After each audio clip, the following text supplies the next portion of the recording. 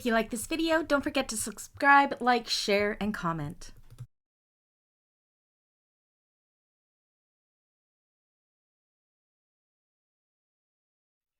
Hello everybody, welcome back to my channel and another tutorial. Today I'm happy to sew along with you the Isabella bag, a petal sewing pattern. Isn't she beautiful? This is such a Brandy style bag. I am just in love. I'm so tempted whether I should be selling this one or keeping it for myself. I can't decide. I mean, of course, I made it in my favorite color, which doesn't help matters much.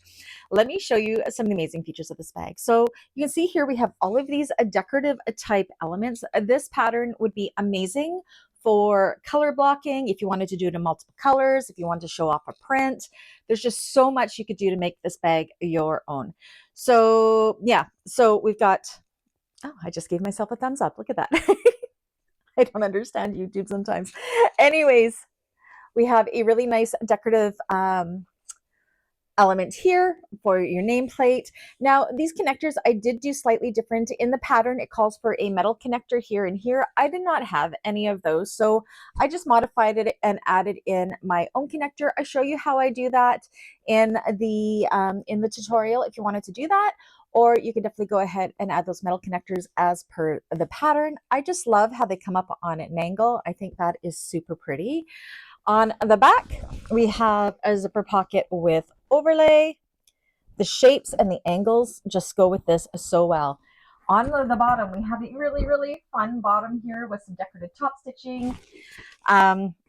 It is a recessed zipper. What I do like about this is because there's openings on the side here, say you had a water bottle that's a little bit taller than your purse, you could definitely stick it in there and be able to carry that along with you. It has beautiful crossbody strap connectors.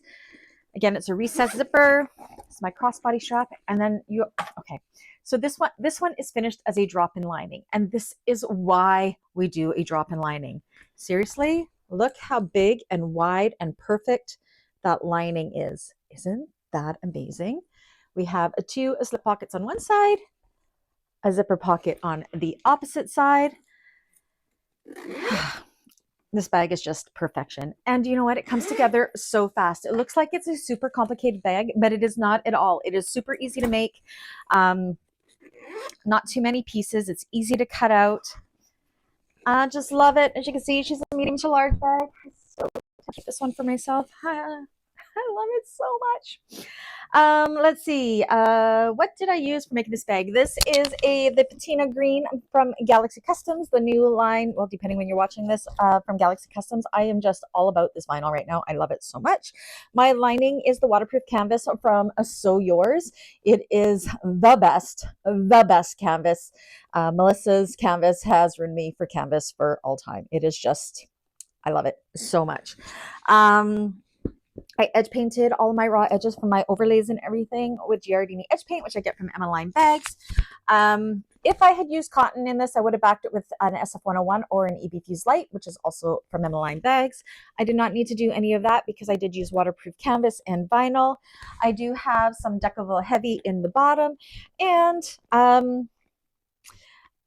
for interfacing, she gives you many different options. You can use Decaville Light, you could use foam, you could use fleece, you could use whatever you want.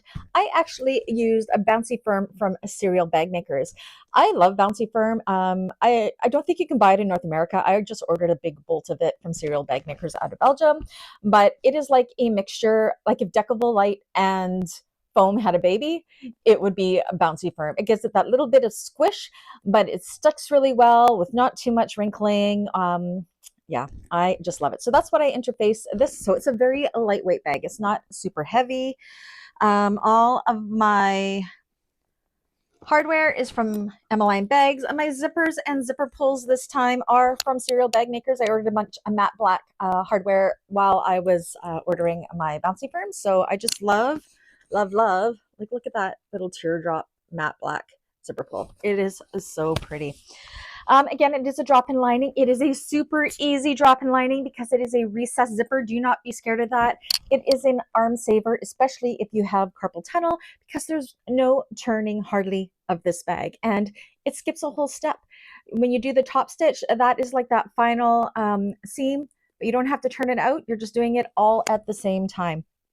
I do use quite a bit of double-sided tape in this, but wherever you use double-sided tape, you can absolutely use clips. Just know the limitations of your machines and the sensitivities of your machine to know what you can use. Again, I get my double-sided tape from Galaxy Customs.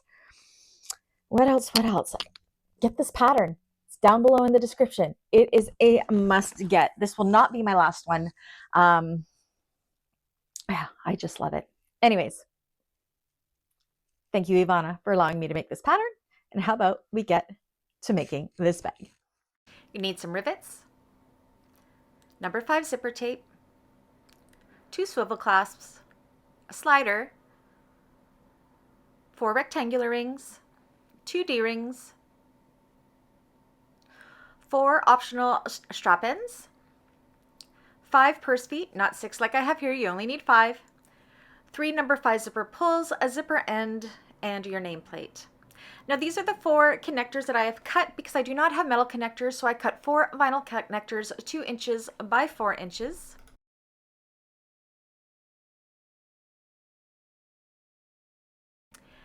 Two D-ring connectors, your handles, crossbody strap, your exterior main panels interfaced as per the pattern, your 2 side panels interfaced as per the pattern, your bottom exterior and lining, your decorative front part here interfaced as per the pattern, your 4 wings, which are 2 sets mirrored to one another, your 2 exterior and 2 lining zipper panels, your 2 lining top pieces,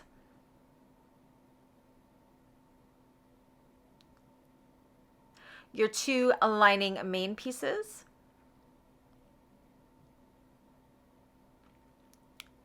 your slip pocket pieces,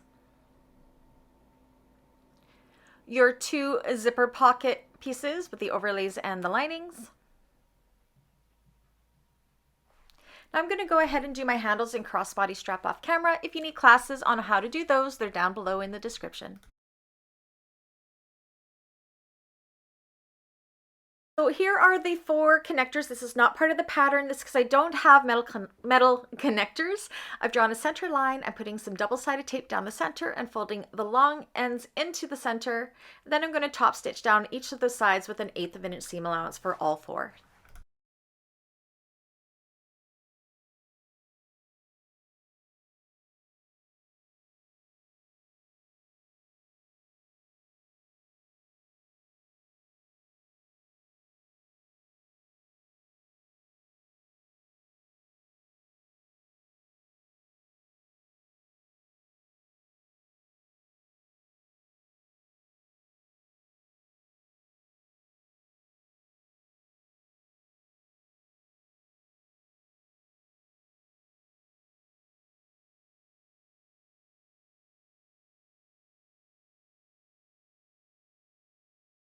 Next, I'm going to go ahead and I'm going to put just a little teeny tiny piece of double-sided tape on one of the short ends of all 4 of these connectors.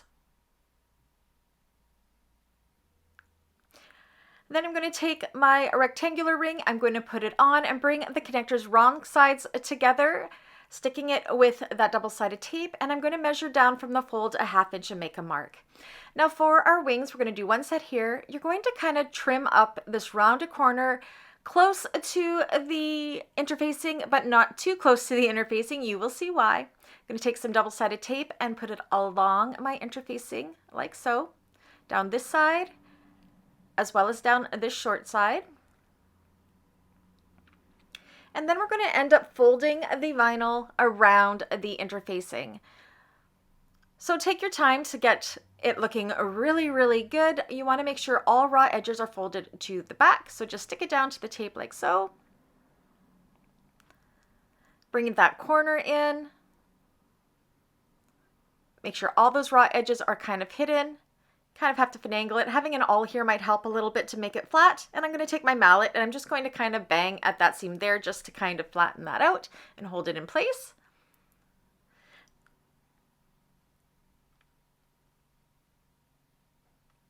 just like so.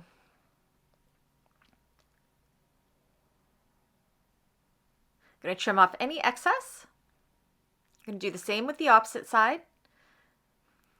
Okay, so now what we want to do is we want to measure in. This is for my modification. You're going to measure in about a 3/8 of an inch at that short side there and make a mark with an erasable pen. And that is going to be the placement for our connector that we're adding in. So I'm going to put a little bit of double-sided tape just outside of that mark on the wrong side. And that 1/2 inch line that we drew on our connector, that's what we're going to line to the top like so. So we're going to put it to the left or the right, depending which side you're doing of that mark, and stick it in place like so. So now I am transferring the marks from my exterior front panel or exterior back panel, finding my top and bottom centers. Make sure you have it orientated right. I've already drawn the 1-inch line from the top on the wrong side for the drop-in lining later, so make sure all of those markings are transferred. I'm going to transfer my wing placement like so. I'm going to put some double-sided tape on the back here. This is going to help hold it in place. Then you're going to take with the exterior main right side up as well as our connectors right side up. We're going to line up that raw edge in between those marks that we made like so. Stick it down with the tape. I'm also going to use some clips along that raw edge to help hold it in place just a little bit more.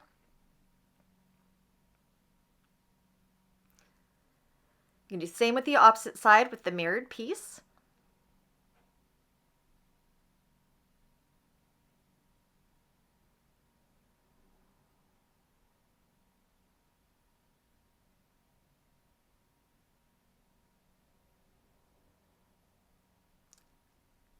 Secure with some clips.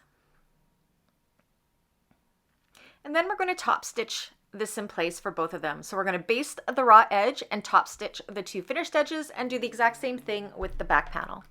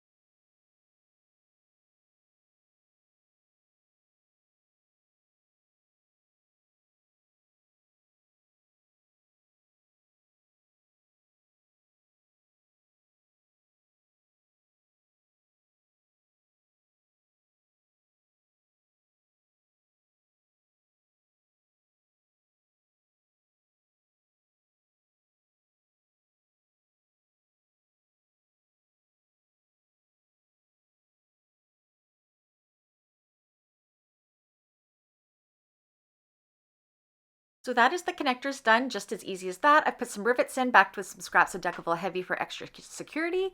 Now I'm going to go ahead and on my back panel, using my pattern piece as a guide, I'm going to go ahead and install that zipper pocket. If you need a class on how to do that, it's down below in the description. So there's my back panel complete with the functioning zipper pocket, and the front panel, put them aside for now.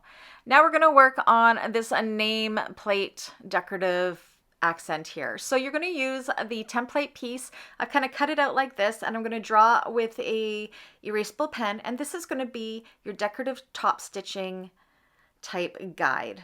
So I'm going to trace it out on the right side.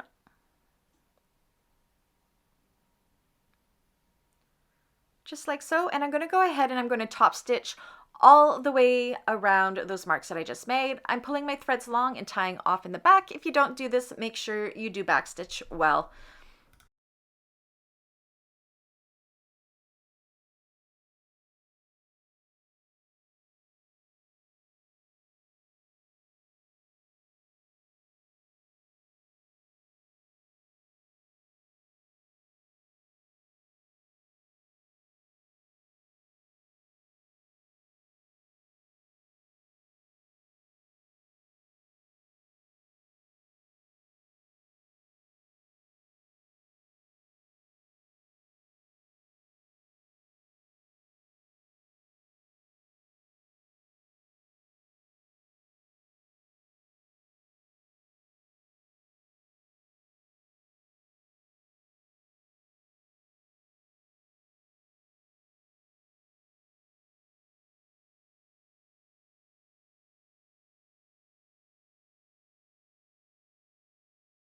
that's done. I also went ahead and I installed my nameplate backed with some duct tape on the prongs. Now on these corners here, again, you're going to kind of trim them close to the interfacing, but not too close. And just like we did with those side wings, we're going to put some double-sided tape along the two short ends right up at the interfacing and along that curvy side right along the interfacing. And we're going to once again use the interfacing as our guide to fold those three edges in, so those raw edges will be enclosed.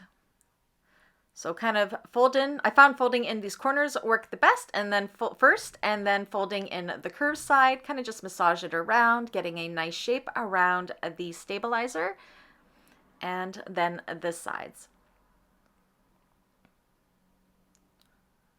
Once again, take your mallet on those corners just to even out those seams so it's not so bulky.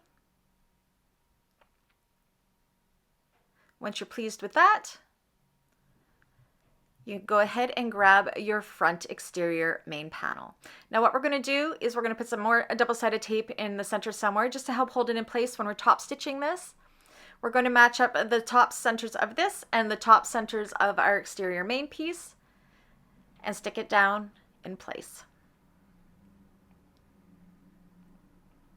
When you're happy with the placement and it's definitely centered, you're going to go ahead and you are going to top stitch this in place and baste along the raw edge.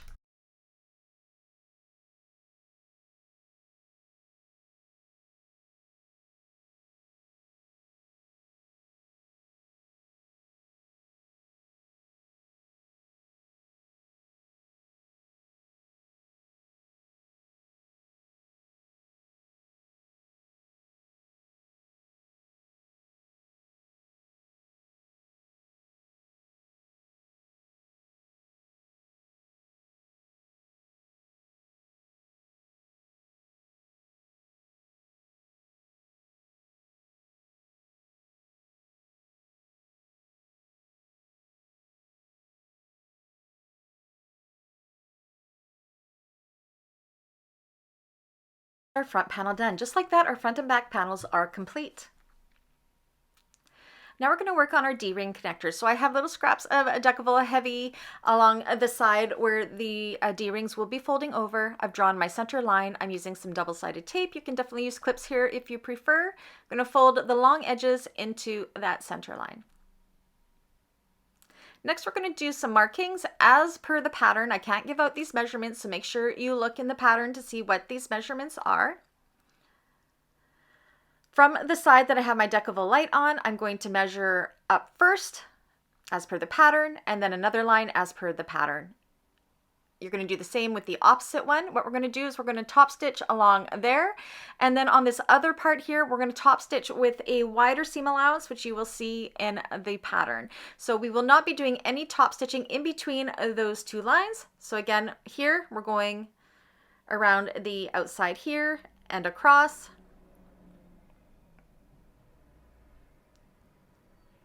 And back down. And then for the opposite end, you're going to see I'm going to take a larger seam allowance, and that is because we will be top stitching with our regular top stitch later on to attach it to the bag. So this is kind of a decorative element that's also going to hold those seams in place for us.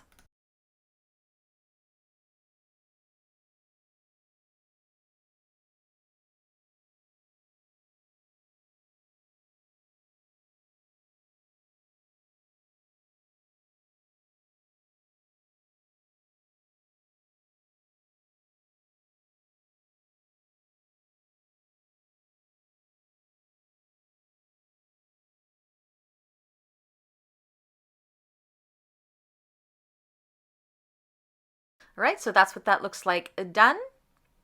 I'm going to take a little bit of tape and put it on the short end that has the Decavilla light on it. I'm going to make a mark on the wrong side as per the pattern. I'm going to take my D-ring. I'm going to slide the flat end on to the wrong side of this and bring the short end down to that line that we just marked, like so. I'm going to take some more double-sided tape up the center. You will not be top stitching through this, so feel free to use it. Make sure they're the same size when you do the other one. Now what we're going to do is on the side panels, I've marked my top and bottom centered, and you're going to place this nice and centered along the center of the side panels. Once you're pleased with the placement, making sure it's definitely centered, adjust if you need to. Then we're going to go ahead and we are going to top stitch this in place right up here across that line we drew and back down for both.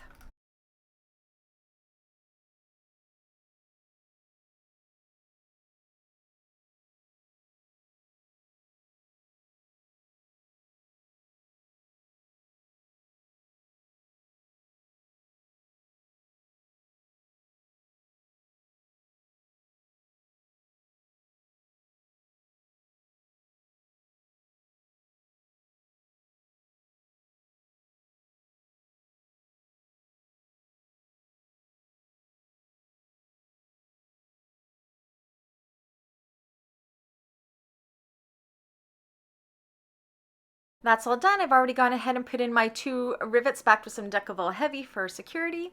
Now we're going to work on our bottom panel and the purse feet. So the first thing we're going to do is use our pattern for our placement of our purse feet. We're going to be cutting the slits for our purse feet without installing them just yet. I'm also going to go ahead and transfer all of my marks from my pattern piece to the wrong side of my exterior bottom piece. This is going to help us put this bottom on nice and even when we get to that point. And I'm also going to transfer those purse feet marks.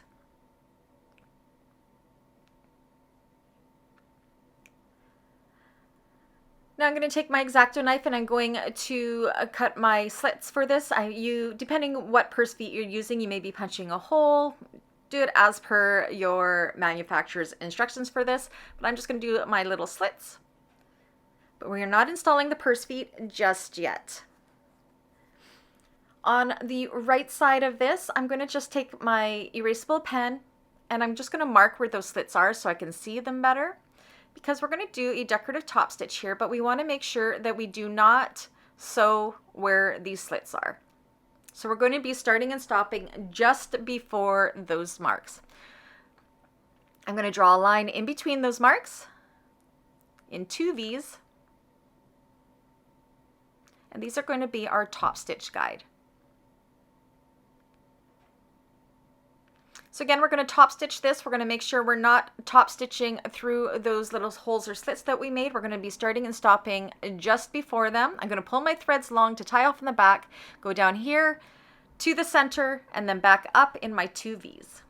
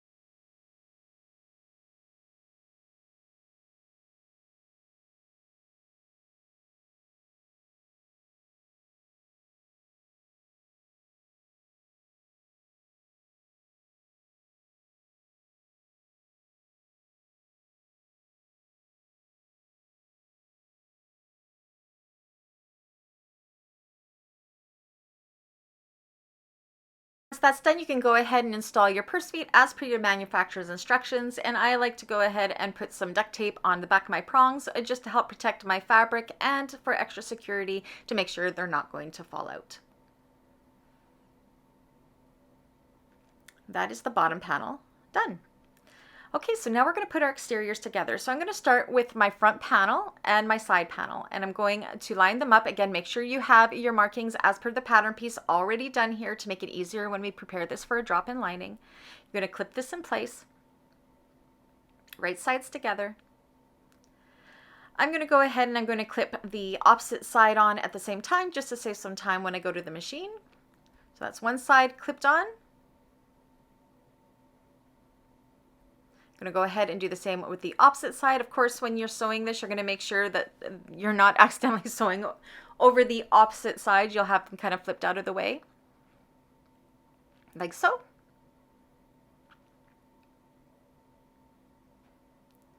And then we're gonna go ahead and we are going to sew down each side with the seam allowance stated in the pattern.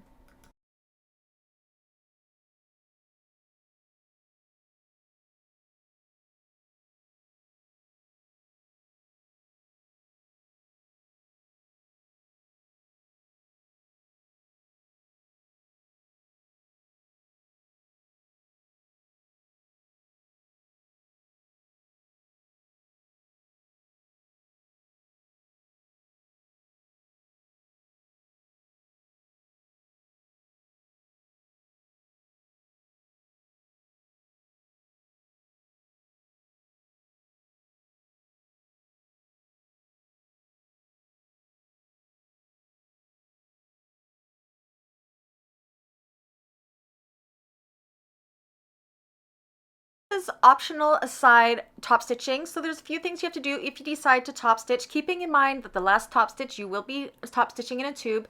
So within the seam from the top, and I've cut down about 1¼ inches just before the stitching, so I can flare out that top.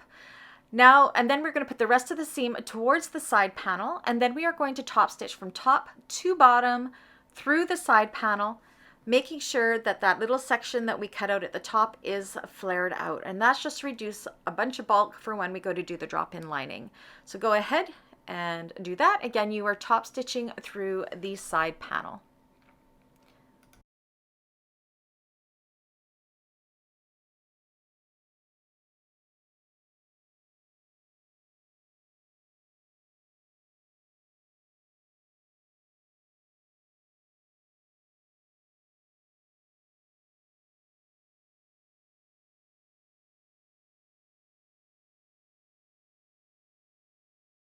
Top stitching looks like so far. You can see the tops are kind of opened up and the rest is top stitched in place. You're going to do the same with the opposite side. The third seam will be the same, but the fourth seam when you go to top stitch, I'm showing you here because it's how you top stitch in the tube. It's a little bit awkward, but it's not hard at all. So I just wanted to show you how I do top stitch through the tube. So make sure your top stitching is going through those side panels.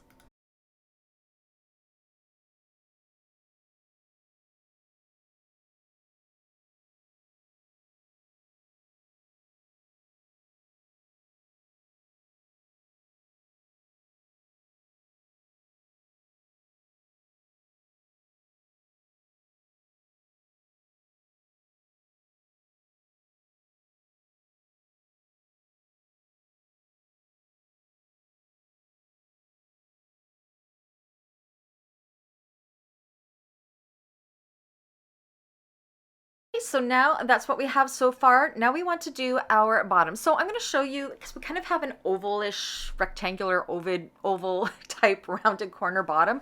This is how I like to do my rounded bottoms. I find it helps quite a bit. So we're going to put this, match up our center marks, and then the marks on the back of our bottom panel also will line up with where our side panels meet. We're only going to do the straight side here. We're not going to worry about the curvy parts or the short sides just yet. We're only going to do a stitching right through the straight side from there to there just before the curvy marks happen, and you're going to do the same with the other straight side.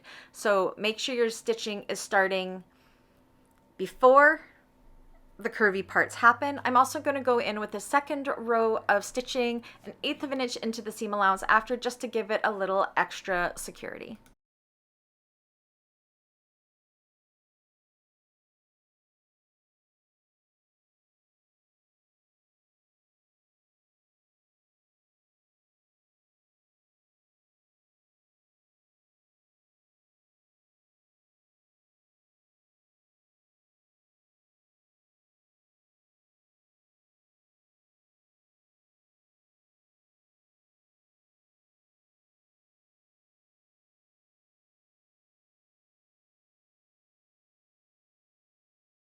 So those are my two sides done, and now that's holding it in place. So when we go to do these short and curvy areas, it just makes it so that fabric is distributed evenly around those corners. Then there's no shifting. There's nothing worse than when you're doing rounded corner bottoms or an oval bottom and it all shifts all over the place. I find doing the two straight edges first really helps just to secure things in place. Some people like to use staples, but this is what works for me, so I thought I would show it. So go ahead and clip the short sides and the curvy sides in place, and we're going to go ahead and stitch around those, starting and stopping at our previous stitching. Again, doing 2 rows of stitching just to give the bottom an extra, a little extra strength and stability.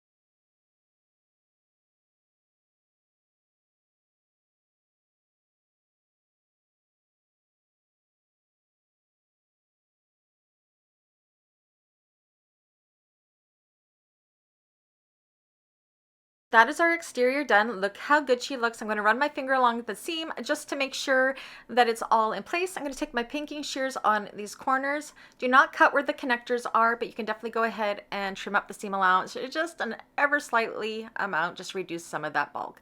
Again, make sure you do not trim it up where the connectors are though. So just to there, skip over the connector and to the opposite side.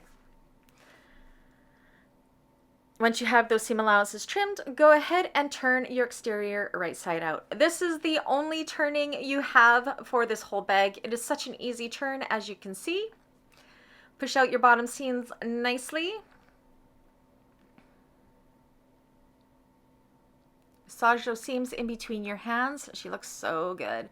Okay, so now we're going to prepare the exterior for top stitching. So that line that we had drawn down from the top of this, we're going to take some double-sided tape. Again, you can use clips here if you prefer. And I'm going to put this double-sided tape, making sure it's also holding my seams open where the sides meet, all along that line all the way around. Once you have that tape in place, what we're going to do is we're going to take the paper off of the back of the tape, and then we're going to fold the top raw edges into that line and securing with the tape. Now I'm also going to use some clips just because sometimes the tape likes to give away a little bit, but yeah, we're just going to fold it down just like so, and a nice and even seam all the way around.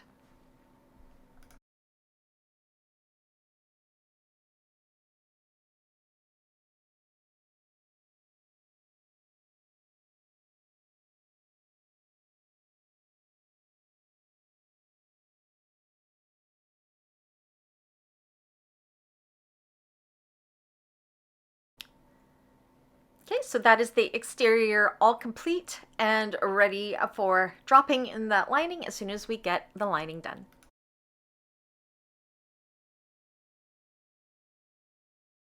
Okay, so I forgot to mention in the intro that I'm doing my recess zipper slightly different. I'm doing my preferred method, but the way in the pattern is just as good.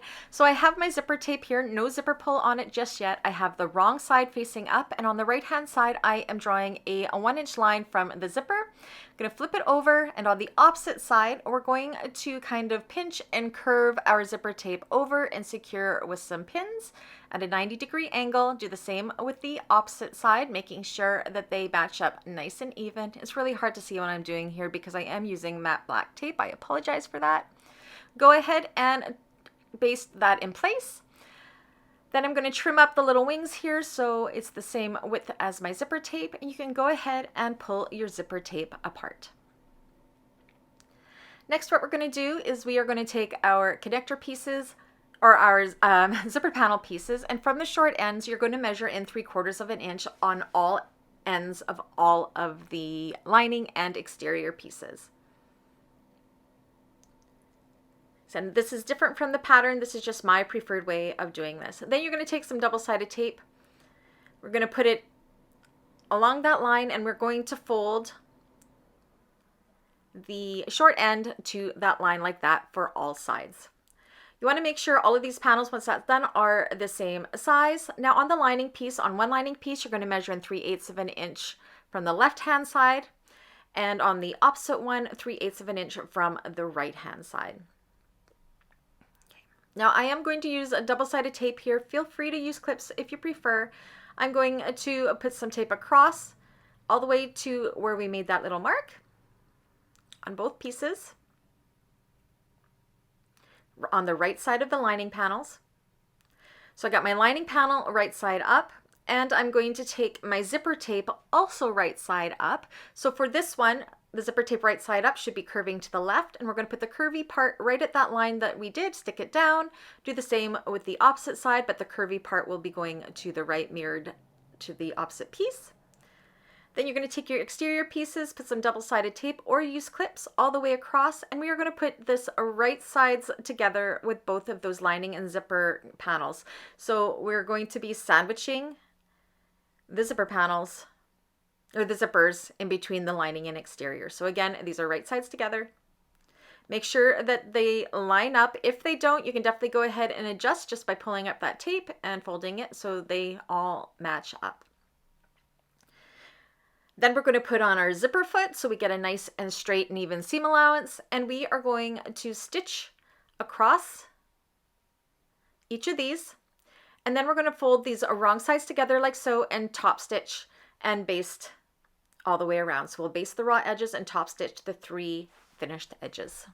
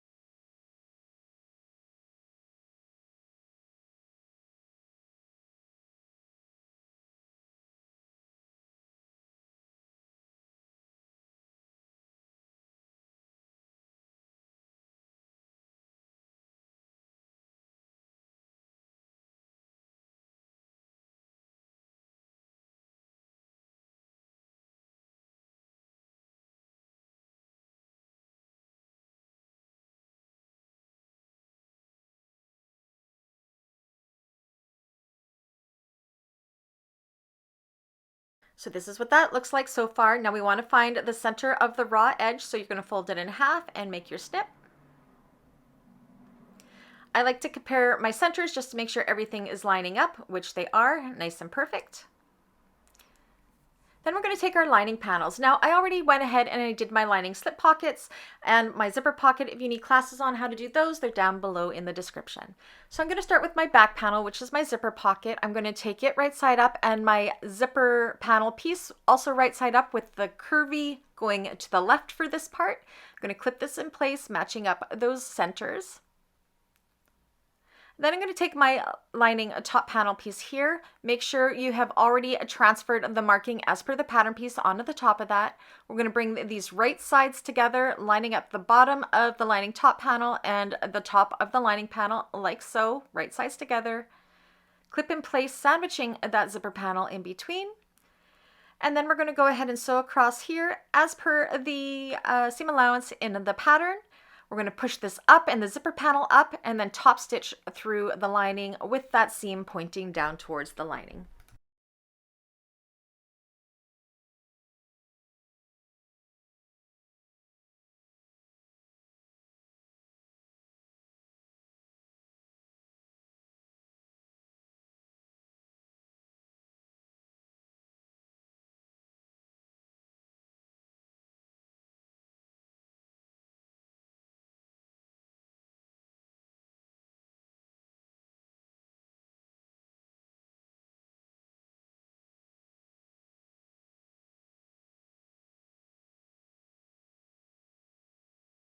That is both the back and the front done. You're going to bring these right sides together.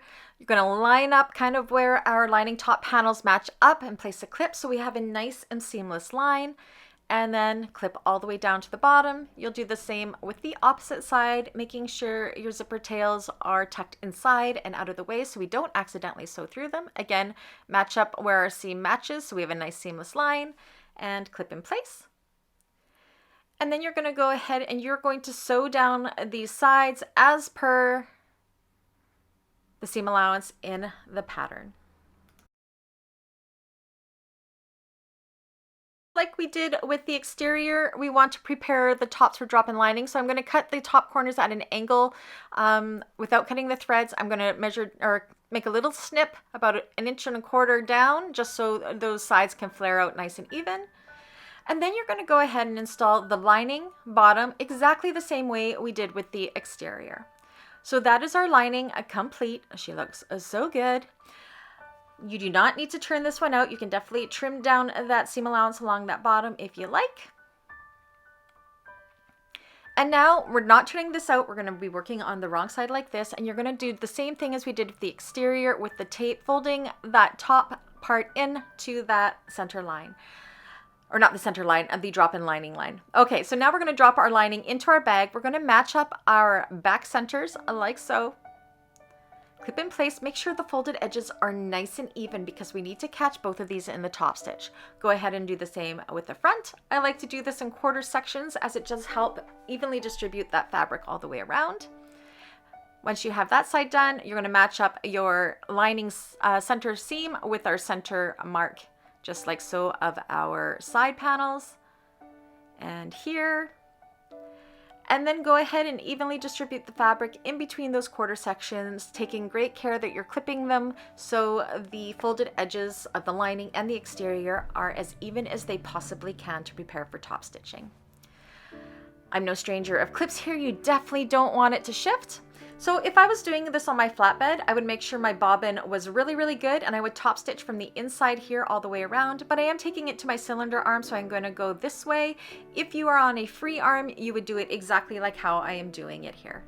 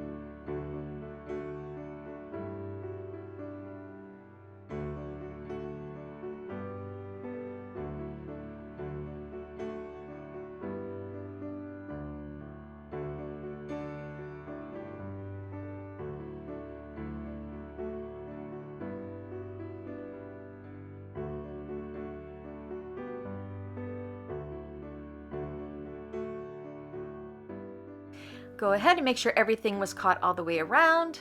It looks good. Now you just have to go ahead and line up that 1-inch line on the back of the zipper with your zipper pull to pull your zipper on nice and straight. Trim up your zipper tail, put on your zipper end. Look inside, she looks fantastic. I already went ahead and I riveted on my handles. And you guys, that's it. That's all there is to this bag. You can put your crossbody strap on and she is completely finished. She's a super fast and satisfying sew, and she is just ever so beautiful. Pat yourself on the back. You did an amazing job. I really can't wait to see all of your Isabellas. And we're done.